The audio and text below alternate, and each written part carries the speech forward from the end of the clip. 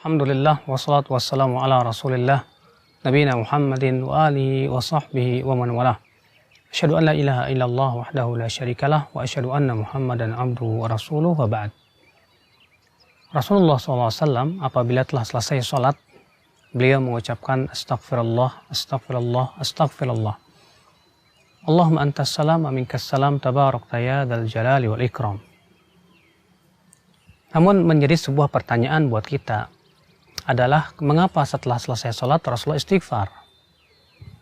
Apakah sholat itu berarti dosa? Tentu tidak mungkin. Ya, tidak mungkin sholat dosa.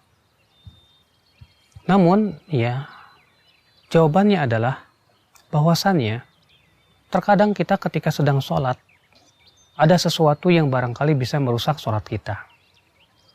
Mungkin ketika kita sedang sholat kita memikirkan sesuatu yang tak layak misalnya. Atau ketika kita sedang sholat mungkin tak terasa kemasukan kurang ikhlas misalnya. Maka Rasulullah SAW istighfar, meminta ampun kepada Allah terhadap apa yang menimpa ibadah kita.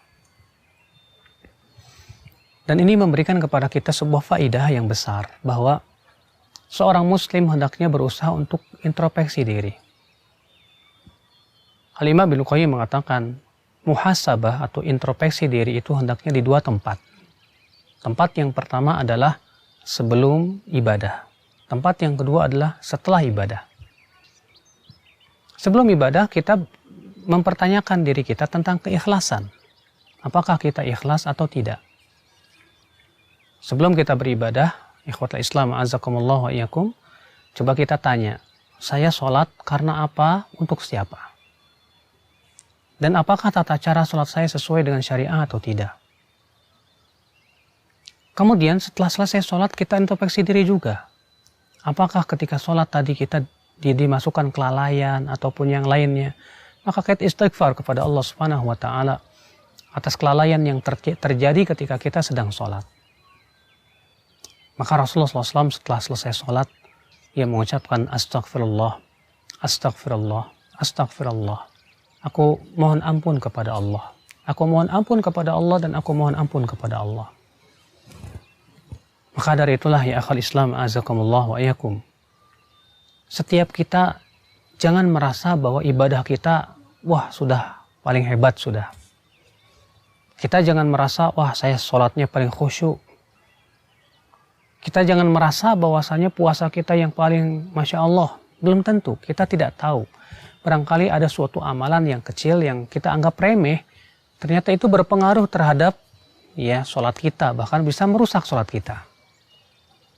Maka dari itulah penting kita istighfar setelah selesai sholat, sebagaimana Nabi SAW mengajarkan hal itu kepada diri kita.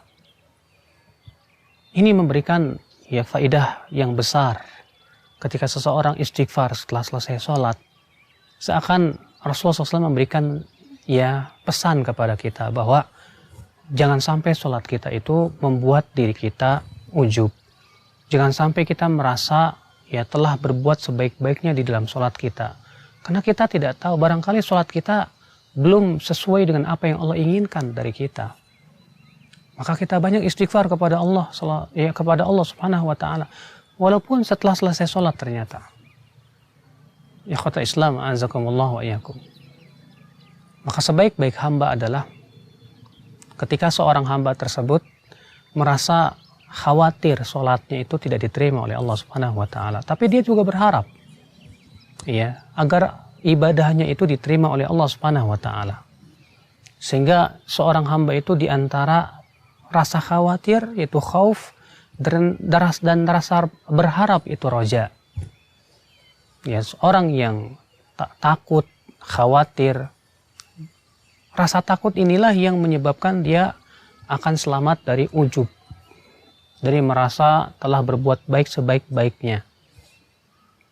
Orang yang berharap, harapan inilah yang menyebabkan dia ya berharap terus dan memberikan motivasi dalam kehidupannya untuk senantiasa beramal saleh.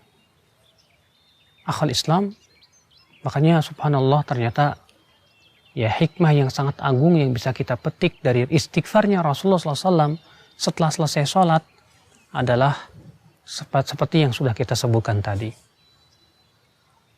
Akhal Islam, azakumullah wa iyyakum. Istighfar, memohon ampunnya kita kepada Allah Subhanahu wa taala bukan karena sholat itu dosa, tapi khawatir akan adanya kekurangan yang ada di dalam sholat kita. Karena siapa sih di antara kita terkadang yang bisa khusyuk terus, terkadang sulit. Ya, yang namanya kita sedang sholat, barangkali sedang sholat, ternyata ya mikirin sana, mikirin sini. Walaupun kita berusaha kembali lagi untuk khusyuk gitu. Ya, ketika kita khusyuk, ternyata syaitan datang lagi mengingatkan ini, mengingatkan itu. Bahkan terkadang mengingatkan sesuatu yang tidak layak untuk kita lakukan. Atau bahkan terkadang kita tidak terasa bahwa kita telah berbuat riya. Nah inilah ya hikmah yang besar sekali dari apa yang Rasulullah SAW melakukan dan ajarkan kepada umatnya. Semoga itu ya semakin memberikan kepada kita wawasan bahwa yang Rasulullah lakukan ternyata itu yang terbaik.